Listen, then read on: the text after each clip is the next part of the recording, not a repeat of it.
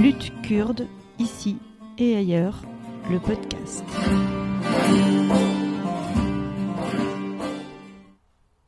Oui, je pense que ça ouvre déjà une autre discussion de questions si on peut être kurde apolitiquement. Moi, personnellement, je pensais pas possible parce que notre identité, c'est quelque chose supprimé pour les causes politiques. Bienvenue dans le podcast Lutte kurde.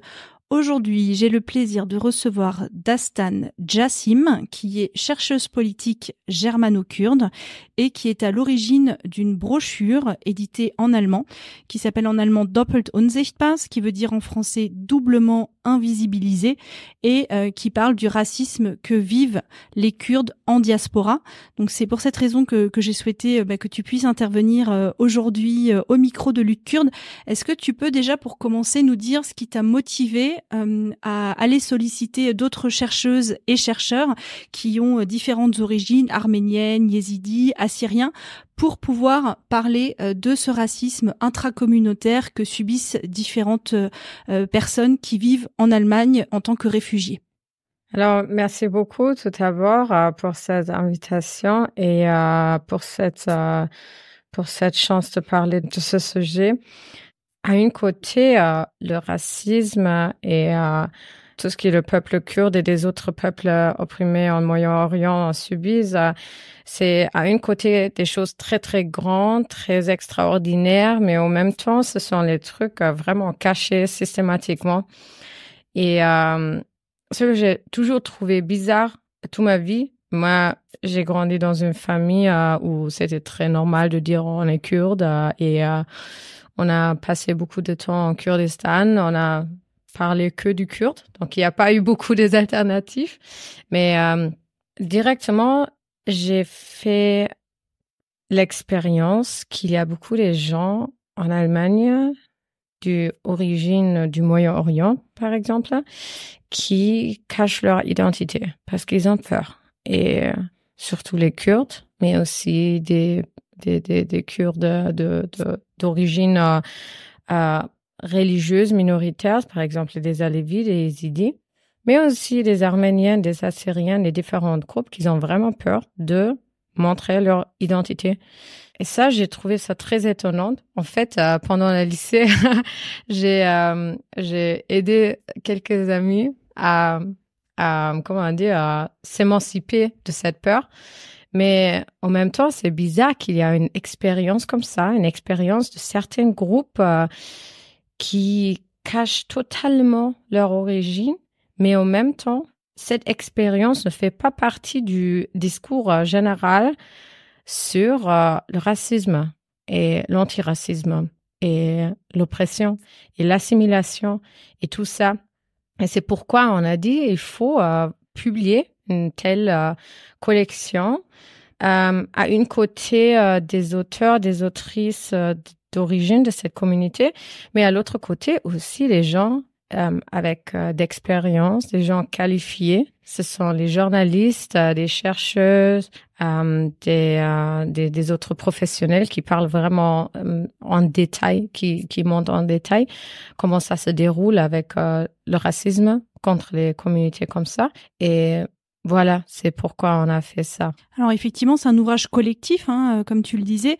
C'est un ouvrage collectif dans lequel toi, tu signes un article en particulier sur comment, notamment, il y a plusieurs thèmes qui sont abordés et on va tous les aborder, mais comment est-ce qu'on vit le racisme quand on vit en diaspora. Et une des choses que tu dis dans ton texte, c'est que les Kurdes n'étaient pas forcément connus en Allemagne et que c'est le combat contre l'État islamique qui a renforcé la visibilité des Kurdes en Allemagne. Est-ce que tu peux nous dire comment ce combat contre l'État islamique a permis en Allemagne de mieux connaître la communauté kurde? Et tu disais que parfois même les Kurdes eux-mêmes et d'autres personnes qui sont minorisées n'assumaient pas ou n'osaient pas parler de leurs origines. Est-ce que cette visibilisation des Kurdes en Allemagne a changé le regard des Allemands sur les Kurdes, mais peut-être aussi des Kurdes sur eux-mêmes? Oui, absolument. Je pense à un côté pour les Allemands, c'était de plus en plus clair que la lutte kurde, c'est pas qu'un truc national, une question ethnique, mais c'est plutôt quelque chose d'universel. Ce sont les gens qui se se battent vraiment pour les valeurs, pour certaines idées d'une vie et comment il faut construire une vie collective dans le Moyen-Orient. Surtout dans une époque où j'ai parfois l'impression que tout le monde est d'accord avec une situation dans le Moyen-Orient où il y aura que des autoritaires, des islamistes, etc. Mais là, les Kurdes, ils ont vraiment montré que leur lutte, c'est pas juste contre l'islamisme, mais aussi pour quelque chose, pour un système, pour une nouvelle idée. Et je pense que ça, c'était vraiment cette grande différence. Il y a aussi cette problématique qu'il y a eu on peut dire je sais pas, radio silence, c'est quoi? Silence radio. Silence radio. À l'autre côté, on peut dire qu'il y a eu un silence radio pendant les années 2000. Avant les années 80, 90, il y a eu beaucoup des rapports, je pense, sur les Kurdes dans un cadre des conflits, les Kurdes comme victimes, des Kurdes, mais aussi comme agresseurs. Dans le cas des Kurdes de la Turquie, ils ont toujours été montrés comme les agresseurs, comme les gens qui font pas bon, etc. Mais vraiment, dans les années 2000, il n'y a pas eu grand-chose sur les Kurdes. Tandis qu'il y a beaucoup de conflits, des problèmes à ce temps-là, à cette époque-là, mais... C'était un non-sujet, comme on dit. Ouais, absolument, absolument. Et c'était aussi systématique parce que c'était aussi l'époque où la Turquie a essayé de devenir un membre de l'Union européenne. Donc, il y a eu un certain intérêt de cacher ce côté, de juste dire oui, il y a cette Turquie avec un nouvel leader et, oui, tout va changer, etc., etc. Mais effectivement, une des choses que tu mets aussi en avant dans ton écrit, c'est la spécificité des relations germano-turques. Et tu émets l'hypothèse que cette spécificité de ces relations-là ont une implication directe sur le traitement de la question kurde en Allemagne. Est-ce que pour commencer, tu peux nous dire un petit peu quels sont les liens historiques entre la Turquie et l'Allemagne et la répercussion que ça peut avoir sur les Kurdes qui vivent en Allemagne? Oui, absolument. Moi, je fais l'argument que si on parle de antiracisme et des différentes communautaires migrants en Allemagne, mais aussi en Europe, on peut pas faire cette distinction parfaite entre la politique domestique et politique d'étrangère. Il y a bien un mélange entre ça et aussi un mélange de l'image d'un certain groupe qui est construit par des questions et par l'analyse de politique étrangère. Ce qui était fait avec les Kurdes, c'était ce qu'on appelle la securitization. La sécurisation, c'est de regarder un certain groupe ou un conflit juste dans le cadre d'un conflit qui empêche un équilibre de sécurité. C'est juste ça. Donc là, les Kurdes, ils ont juste un problème, un facteur de chaos, etc. Mais c'était vraiment avec la guerre contre le Daesh, donc contre l'État islamique, où plus en plus de gens ont compris qu'il y a vraiment une guerre, c'est une guerre universaliste sur des questions qui sont en fait très globales, les questions écologiques, les questions féministes, les questions du justice sociale. Et ça a aussi inspiré beaucoup des Kurdes, vraiment, parce que c'était en même temps une guerre tout aux côtés du sud du Kurdistan. C'était toute la frontière du Kurdistan qui était engagée dans cette guerre de défense.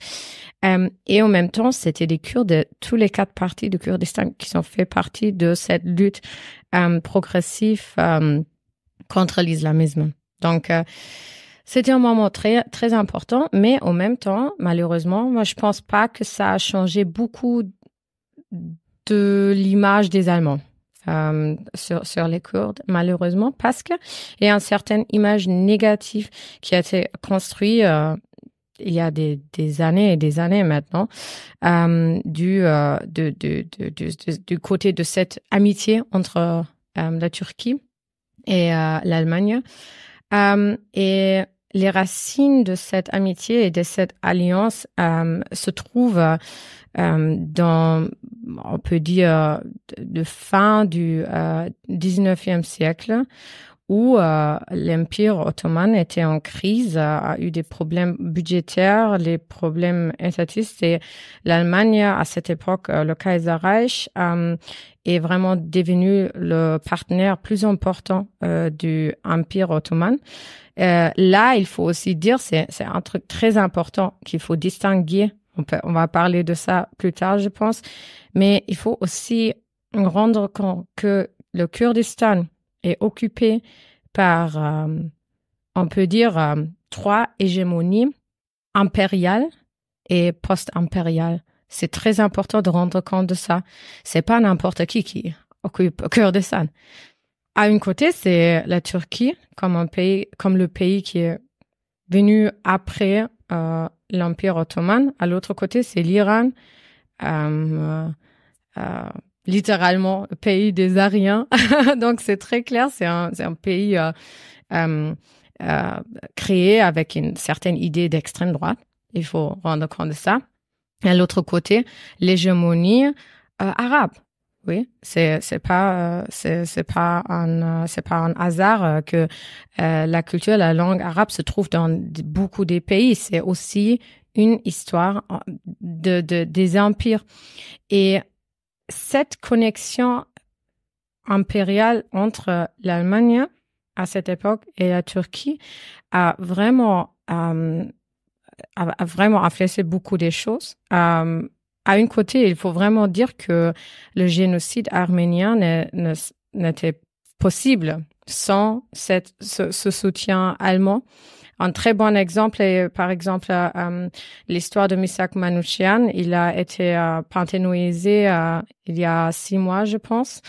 Et il y a une très belle exhibition sur ça, donc on peut regarder ça. Et il parle de cette situation que ses parents, ils ont été tués par les Ottomans à l'aide aidé par les Allemands. Un autre côté, il a été attaqué comme un réfugié arménien en France par les nazis. Et il dit directement, il y a des comics très très beaux faits sur ces conversations avec sa femme Mélinée.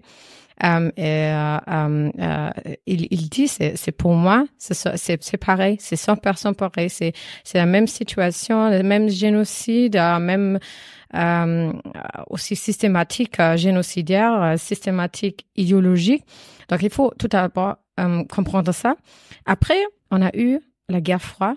Et aussi là, on voit que la guerre kurde, la résistance kurde a pas toujours, mais pour la plupart, était une résistance de la gauche. Donc là, dans un cadre de anticommunisme, il faut aussi regarder que les Kurdes étaient des ennemis dans cette époque-là aussi. Et la Turquie est devenue un partenaire du OTAN, un membre du OTAN en 52. En fait, c'est 3 années avant l'Allemagne que la Turquie est devenue un membre du OTAN. Donc ça, c'est très important de rendre compte aussi. Et c'est aussi dans ce cadre-là où beaucoup des Kurdes sont venus en Allemagne. Par exemple, avec le programme des travailleurs étrangers, beaucoup des Kurdes qui ont été opprimés et aussi déportés déjà par l'État turc sont venus en Allemagne pour trouver une possibilité d'échapper de Turquie parce qu'il n'y a pas eu des moyens de migrer légalement. Là, déjà en Allemagne, on a vu il y a un certain potentiel d'escalation parce qu'il y a un certain groupe, un très très grand groupe, les Kurdes, qui sont là entre les Turcs, qui sont de gauche, qui sont mobilisés dans une façon antifasciste, antiraciste, etc., etc. À l'autre côté, il y a les Turcs qui sont les partenaires militaires et aussi les partenaires contre le communisme. Donc c'est aussi à cette époque-là où la criminalisation des Kurdes a commencé, la criminalisation politique. C'était pas juste contre les Kurdes du Turquie, mais aussi les Kurdes d'Iran, par exemple, qui étaient aussi de gauche. Ou par exemple, beaucoup des groupes des Kurdes de l'Irak qui se sont battus contre Saddam Hussein. Ils étaient aussi du gauche. Donc ça, c'était déjà un problème. Donc là, c'est une certaine mélange entre un racisme général contre les migrants, oui, évidemment, on le sait, mais c'est un racisme particulier contre un groupe qui se défend, qui est de gauche. Je pense qu'il y a une différence en France, parce qu'ici, il y a un certain respect et aussi tolérance pour les protestations et les manifestations.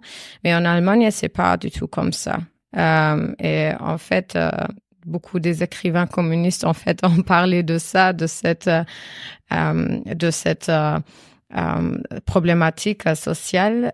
Et là, je pense que c'est cette mentalité law and order des Allemands avec cette mentalité anticommuniste qui a vraiment aidé à rendre ce racisme très, très fort et très, avec des racines très fortes. Et voilà. Et jusqu'à aujourd'hui, on peut voir qu'il y a cette coopération entre l'Allemagne et la Turquie. Cette coopération dure jusqu'à aujourd'hui et on voit que, par exemple, en empêchant des migrants à arriver ici, il y a des accords entre l'Union européenne et la Turquie depuis 2016 où la Turquie reçoit beaucoup d'argent pour garder les réfugiés. Mais en même temps, il y a beaucoup des autres coopérations. C'est important ce point que tu évoques, puisque c'est ce qu'on appelle le pacte migratoire qu'il y a eu entre l'Union européenne et la Turquie. Donc le fait que la Turquie s'engage à densifier ses frontières pour éviter que des personnes qui sont dans des processus de migration puissent rejoindre l'Europe. Et à chaque fois qu'il y a des tensions politiques entre différents pays d'Europe et la Turquie, il y a toujours cette épée de Damoclès qui est agitée par la Turquie en disant attention, si on va pas dans mon sens, ce pacte pourrait ne pas être maintenu et vous pourriez faire face à des vagues migratoires qui pourraient vous être préjudiciables. Et comme c'est un discours qui est beaucoup charrié dans les pays de l'Union européenne et notamment par l'extrême droite, cette crainte des vagues migratoires, finalement c'est quelque chose qui permet à la Turquie de s'assurer une bonne collaboration avec de nombreux pays de l'Union européenne, dont l'Allemagne. Absolument, absolument. Et cette situation est aggravée maintenant avec la guerre entre la guerre du Russie contre l'Ukraine, parce que là on voit aussi que c'est la technologie des drones du Turquie qui aide l'Ukraine énormément, mais en même temps beaucoup des négociations entre l'Est et l'Ouest, on peut dire, se déroulent à Istanbul, à Ankara, etc., etc. Donc vraiment la Turquie a réussi à devenir ce pays entre tous les côtés, entre toutes les frontières. Et ça c'est vraiment un grand problème. Pourquoi je pense ce moment de solidarité globale contre les Kurdes, ce n'a pas matérialisé concrètement, je pense, parce qu'après c'est pas dans l'intérêt de l'Union européenne, c'est pas dans l'intérêt de l'Allemagne surtout, et l'intérêt des États-Unis aussi. Oui. Du coup, dans ton écrit, ce qui est très intéressant, c'est que tu dis que très souvent, une lecture simpliste des choses consisterait à dire que en Allemagne, comme il y a beaucoup de Kurdes et beaucoup de Turcs, c'est un conflit qui est importé depuis la Turquie et le Kurdistan colonisé vers l'Allemagne où vivent ces deux diasporas. Mais ce que tu dis, c'est on peut pas se contenter de ce constat-là, puisque finalement, ce conflit qui existe entre Kurdes et Turcs est aussi attisé par des décisions géopolitiques dans lesquelles l'Allemagne est impliquée. Oui, exactement. Et c'est comme ça où on essaie de silencier un problème global, un problème de politique étrangère par utiliser des mesures très populistes de droite, parce que c'est de peindre en image de deux groupes sauvages, migrants qui s'attaquent sans aucune raison, juste comme ça. Et c'est exactement cette image. En fait, si on regarde sur Google allemand et on recherche conflits importés, c'est que des rapports sur les conflits et les manifestations kurdes qui apparaissent. Donc ça, c'est énorme, c'est incroyable. Il y a un certain, même un vocabulaire discriminant contre les Kurdes, particulièrement contre les Kurdes politiques. Ça, c'est un problème. C'est vraiment présenter l'activisme, la participation des Kurdes est présentée comme un truc mauvais. Et ça, c'est vraiment, c'est paradoxe parce qu'à notre côté, on entend toujours, c'est les migrants, ils ne votent pas, ils sont pas actifs, ils sont pas actifs sur l'échelle des mouvements sociaux, etc. Mais à l'autre côté, si les gens ils sont actifs, voilà, ils font les projets collectifs, ils s'engagent, etc., etc. Là, c'est un problème parce que c'est du gauche. Ça fait des problèmes pour un certain établissement politique. Ouais. La réflexion que je me suis faite en lisant ton article et puis en regardant aussi un petit peu les autres de cet ouvrage, c'est aussi que finalement, toute personne kurde, peut-être moins en France, mais en tout cas en Allemagne, est de fait considérée comme politisée même quand elle ne l'est pas. Et que quand elle est politisée, on considère toujours, même si elle n'est pas reliée au PKK, que ça a un lien avec le PKK. C'est-à-dire qu'il y a une espèce de lecture unique de Kurde égale politisé et politisé égale PKK, sans se rendre compte qu'il y a différentes sensibilités qui cohabitent, qu'il y a aussi des Kurdes qui ne sont pas politisés, et que finalement c'est une grille de lecture qui permet de simplifier les choses et de stigmatiser tout simplement. Oui, je pense que ça ouvre déjà une autre discussion de questions si on peut être kurde apolitiquement. Moi, personnellement, je pensais pas possible parce que notre identité, c'est quelque chose supprimé pour les causes politiques. C'est pas juste que tout le monde ne nous aime pas. Évidemment, c'est plus profondé comme ça, que ça, mais, ce que je trouve très intéressant, c'est si on regarde les rapports dans les années 80, c'était à l'époque aussi les Peshmerga du Bachur et Rochellat des côtés Kurdistan occupés de Irak et Iran, qui ont été présentés comme les partisans agressifs, etc., etc. Il y a déjà eu une certaine criminalisation en mauvaise image à cette époque. Il y a certains politiciens kurdes qui veulent oublier cette vérité, cette histoire, mais c'est bien une vérité de cette criminalisation continue. Et après 1999, évidemment, avec la capture de Abdullah Öcalan, ils ont mené cette nouvelle stratégie de donner les Kurdes une option d'être acceptés. Soit t'es avec PKK, t'es politique, t'es engagé, t'es bruyant, etc., etc. Soit tu es calme, tu caches un peu que tu es kurde, etc. Et c'est malheureusement dans ces années-là où mes compatriotes kurdes en Allemagne, mais je suis sûre dans les autres pays aussi, ont commencé à cacher leur identité. Moi, je suis née en 1993. Donc, ça, c'était l'année où l'Allemagne a mis la PKK sur la liste des organisations terroristes. Ils ont vraiment mené un grand procès pour faire ça.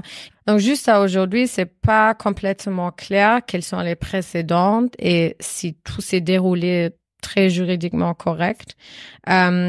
C'était un cas très politisé, mais c'est ma génération, on peut dire, ma génération des millennials, qu'ils ont eu ce choix difficile de être soi-même et d'accepter que ça va être une guerre permanente, vraiment. Ça va être une lutte permanente, comme Sakine Janssens a dit, ou de choisir d'être de cacher son identité et de dire OK, moi je vais dire oui, je suis de Turquie, je viens de Turquie, etc., etc. Et là c'est un peu devenu un running gag, c'était devenu une blague entre nous, entre la communauté kurde, si les gens disent voilà, moi je viens du sud-est de la Turquie, c'est donné que probablement c'est quelqu'un qui est kurde mais qui n'a pas eu la fortune d'avoir une famille, un réseau social qui le soutient dans son être kurde, dans son identité, parce que c'est pas donné. Évidemment, les parents kurdes, ils ont vu comment les gens sont traités dans les manifestations, comment ils sont criminalisés. Tout le monde veut le meilleur pour ses enfants. C'est absolument clair. Et je pense maintenant, notre défi, c'est de trouver un moyen entre les deux, entre être politique, mais aussi d'être stratégique avec certaines choses. Alors c'est vrai qu'en France, au niveau des communautés turques, on a un panel qui est assez vaste. On a évidemment des nationalistes qu'on appelle les loups gris, mais on a aussi des Turcs très engagés à gauche qui viennent en soutien aux Kurdes. Comment ça se présente en Allemagne? Voilà, les mouvements politisés turcs. Voilà, quelles sont les différentes tendances qu'ils représentent?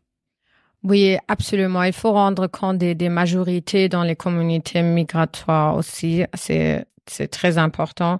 En Allemagne, la majorité des gens avec un contexte migratoire, comme on dit en Allemagne, Migrationshintergrund, pour la plupart, ils viennent de la Turquie.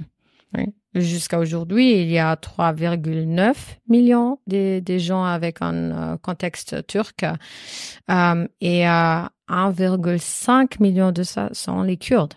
Et, ça, c'est vraiment énorme. Hein. C'est vraiment une grande communauté et c'est la majorité.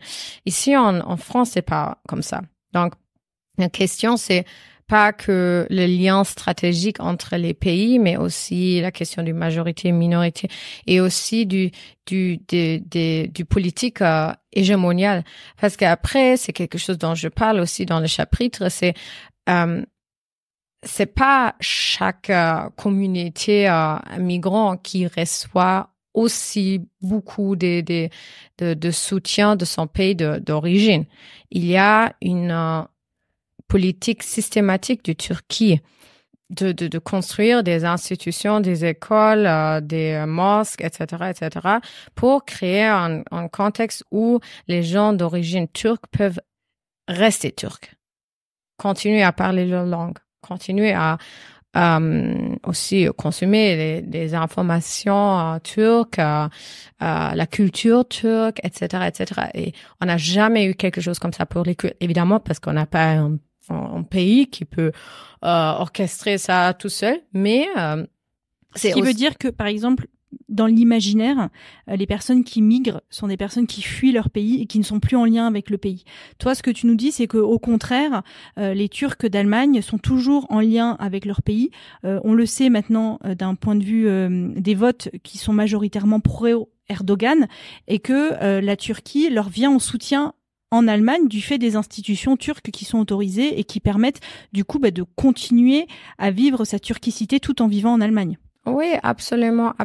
Et aussi, il n'y a pas de conscience vraiment sur cette histoire entre la Turquie et l'Allemagne. Ici en France, au moins, il y a une connaissance rudimentaire de le contexte de France comme une force coloniale.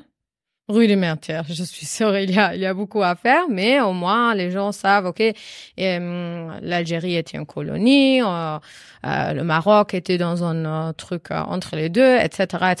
Mais il n'y a pas ces connaissances sur cette relation entre l'Allemagne et la Turquie. Même si on regarde, c'était à 2018 où le génocide arménien a été reconnu par le Parlement allemand, le Bundestag. C'est trop tard. C'est vraiment, vraiment tard. Et ça veut montrer que il y a cette pression et il y a eu beaucoup de parlementariens qui ont ses origines en Turquie, qui n'ont pas vraiment voté, qui ont abstiné du procès parce qu'ils ont dit, alors on est menacé, on reçoit beaucoup de messages, etc. Parce que, voilà, il y a beaucoup du haine aussi contre les politiciens d'origine turque qui sont voilà, ils disent les traîtres du patrie, des traîtres du Turquie, etc. Donc il y a aussi ce discours-là qui n'a pas vraiment, qui est un peu trop compliqué pour certains gens, on peut dire. Je voudrais qu'on revienne sur la marginalisation des Kurdes en Allemagne et sur la stigmatisation aussi des Kurdes, notamment par les médias. Qu'est-ce que tu peux nous dire sur ce sujet ? Oui, comme j'ai dit, par exemple, cette question du conflit importé, c'est juste les Kurdes où on dit ça, où on utilise ce vocabulaire. Et je pense aussi, il y a certaines images du racisme qui sont réutilisées en Allemagne. Si on regarde, par exemple, le racisme des nationalistes arabes, des nationalistes turcs, des nationalistes iraniens contre les Kurdes, c'est aussi un racisme du modernisme. C'est un racisme qui veut dire on n'est pas contre les Kurdes parce qu'ils sont pas des bons gens ou quelque chose comme ça, ils sont pas modernisés, ils sont pas assez modernisés. C'est aussi cette image-là. Et évidemment, un pays avec un pays en fait qui ne veut pas accepter que c'est un pays de migration, que c'est un pays multiculturel, multinational. Un pays comme ça va directement s'adapter à un tel discours parce que c'est super. On peut tout simplement dire non, on n'est pas raciste, on veut juste aider les Kurdes à devenir les gens modernes. Donc il y a aussi cette image. Si on regarde un peu analogue à ce qui est aussi souvent décrié en Israël, où Israël est très souvent mis en avant pour une plus grande ouverture d'esprit, ce qu'on appelle maintenant aussi souvent du LGBT washing, c'est-à-dire mettre en avant une ouverture qui est supérieure par rapport à un peuple qui est colonisé au sein du même territoire, et de dire mais regardez, on n'est pas un colonisateur, on est une force qui vient apporter du modernisme et des pensées qui sont moins réactionnaires. Oui, définitivement, avec l'exception que je disais que l'Israël ne néglige pas l'existence des Arabes. Je disais que ça, c'est une des grandes différences entre ce conflit-là et ça. Mais évidemment, le LGBTQIA washing, c'est en fait quelque chose qu'on voit beaucoup dans le Moyen-Orient, des forces de l'Ouest. Et oui, absolument, c'est un grand problème. Et aussi, comme j'ai dit, il y a cette notion, ce moment du anticommunisme, de cette haine contre les gens qui luttent pour quelque chose, qui sont actifs dans certains contextes politiques, etc. Par exemple, chaque fois quand il y a des grèves en Allemagne, il y a des sondages sur la question s'il faut avoir un droit d'avoir en grève.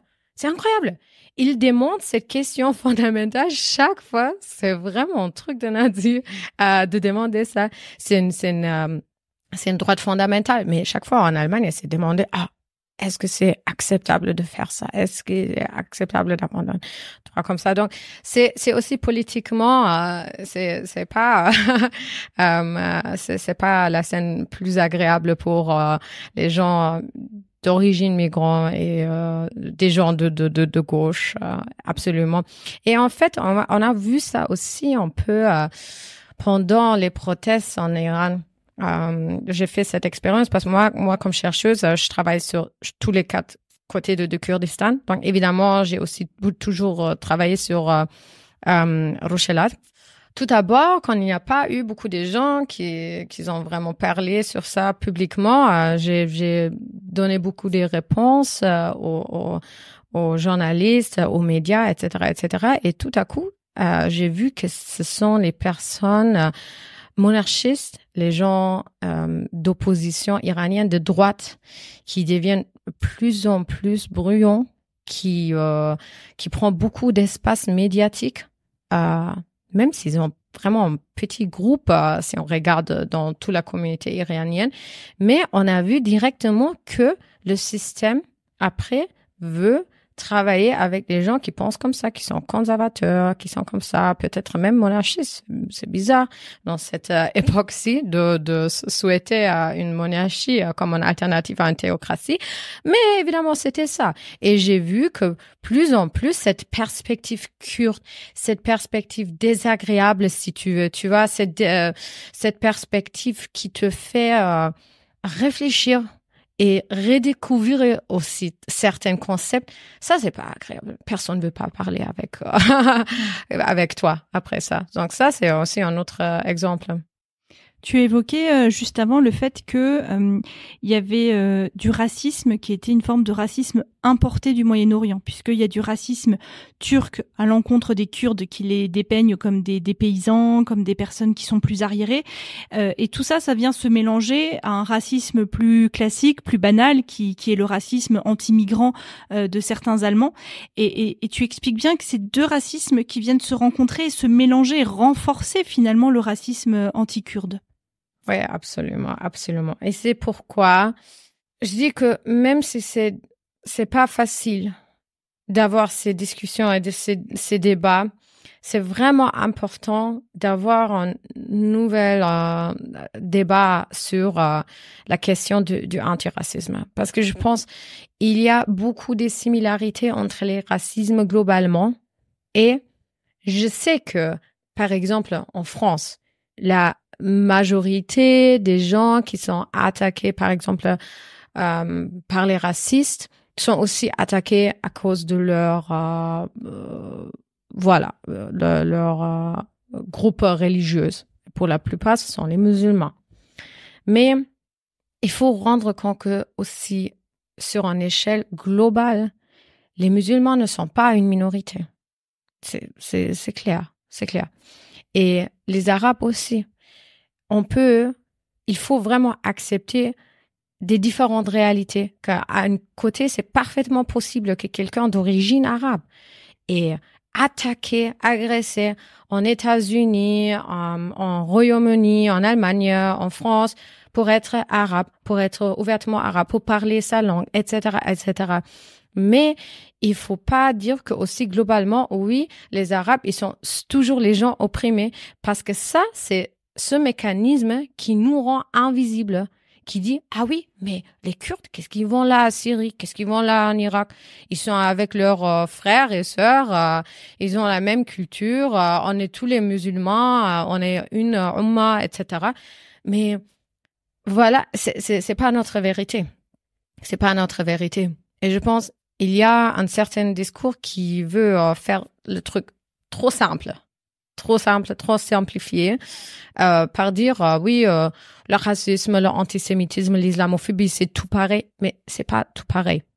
Donc ça veut pas dire qu'il y a une hiérarchie entre cette type de discrimination.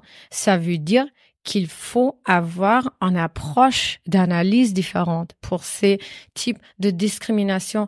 Et c'est pourquoi, par exemple, si on regarde à beaucoup des points, le racisme anti-kurde semble beaucoup le racisme contre les Arméniennes ou l'antisémitisme, parce qu'il y a certains racismes hégémonial du Moyen-Orient qui utilisent les mêmes images, les mêmes imaginaires racistes contre des différents peuples. Et on peut pas vraiment lutter effectivement contre les trucs comme ça sans avoir une analyse spécifique. Et c'est ce que me manque un peu en France. Je vois que en Allemagne, les années dernières, et évidemment, on est beaucoup plus de Kurdes en Allemagne, mais je vois qu'il y a un peu plus de visibilité maintenant. Si on regarde notre collection, c'est avec la fondation Amadeo Antonio, qui est une des fondations plus importantes antiracistes en Allemagne. On a réussi à faire cette coopération parce qu'il y a une visibilité pour cette lutte particulière et aussi l'agression particulière contre les Kurdes. Donc, par exemple, pendant la Coupe d'Europe de foot, il y a eu cette situation où le joueur de foot turc, Demirel, a montré le signe des loups gris. Et c'était directement devenu une grande chose dans les médias parce qu'il y a une certaine sensibilité médiale sur ce sujet des loups gris, d'islamisme, etc., etc. Parce qu'aussi, il y a une tradition de gauche en Allemagne qui est sensible à ces questions. Et malheureusement, en France, j'ai l'impression que les forces de gauche et les forces progressistes, des fois, ils sont un peu, comme on dit, ethnopluralistes. Il montre le monde comme un monde qui est en mosaïque de différents groupes qui sont pas changeables, qui peuvent pas progresser, qui peuvent pas voilà. ou mener des discours et des valeurs universelles. Et c'est pourquoi des fois ils veulent pas vraiment parler des tels phénomènes, racisme d'un groupe étranger, racisme qui vient du Moyen-Orient, etc., etc. Et ça, c'est un peu un problème. Et j'espère vraiment qu'il y aura plus en plus ce mouvement médiatique, mais aussi académique ici, parce que si on regarde les très très grandes attaques, ils se sont déroulées en France. C'est pas rien.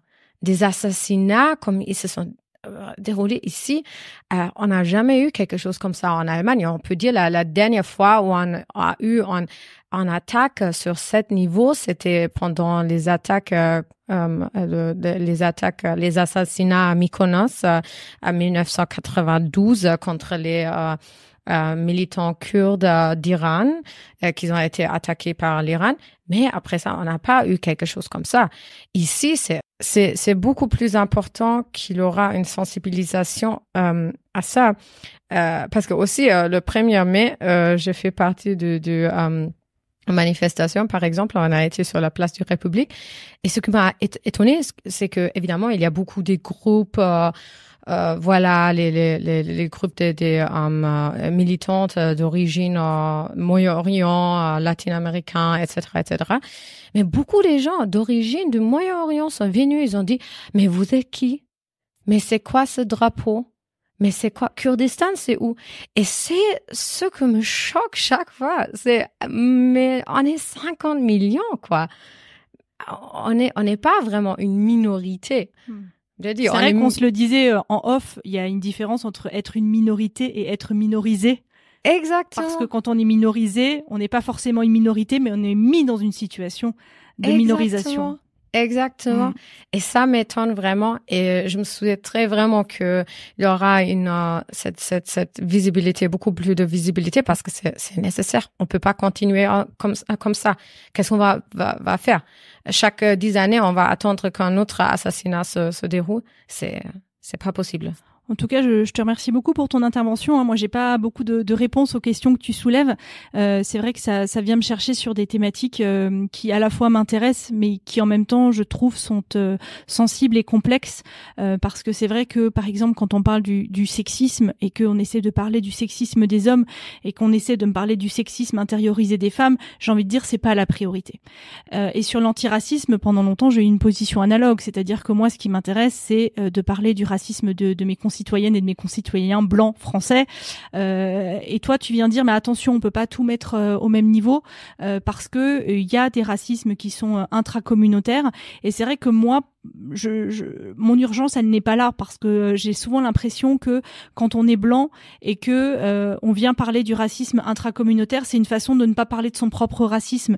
Et du coup, j'avais tendance un peu à évincer cette question-là. Et du coup, de lire ton article et d'avoir cet échange avec toi, je me rends compte que il faut avoir une discussion sincère sur ce sujet-là et réfléchir à comment, notamment en tant que blanc engagé antiraciste, on peut prendre en considération de ces communautés qui sont minorisées par d'autres communautés qui elles-mêmes sont victimes du racisme. Et c'est comme je le disais, c'est des sujets extrêmement complexes auxquels j'ai pas de réponse, mais en tout cas, je suis très contente que le sujet ait été mis sur la table. Donc, je t'en remercie grandement. Voilà. Donc, malheureusement, ton article n'est pas traduit en français, mais voilà, on redonne quand même le titre pour les germanophones parmi nous. Donc, l'ouvrage s'appelle Doppelt unsichtbar. On le mettra évidemment en lien sur les réseaux sociaux. J'en profite pour vous rappeler que vous pouvez nous suivre sur Instagram, Facebook, Twitter et depuis peu même TikTok. Voilà, donc n'hésitez pas. Comme ça, vous pourrez avoir les références de cet ouvrage et puis lire tous les articles qui le constituent. Un grand merci à toi. Merci beaucoup, Galaxpace. Lutte kurde, ici et ailleurs, le podcast.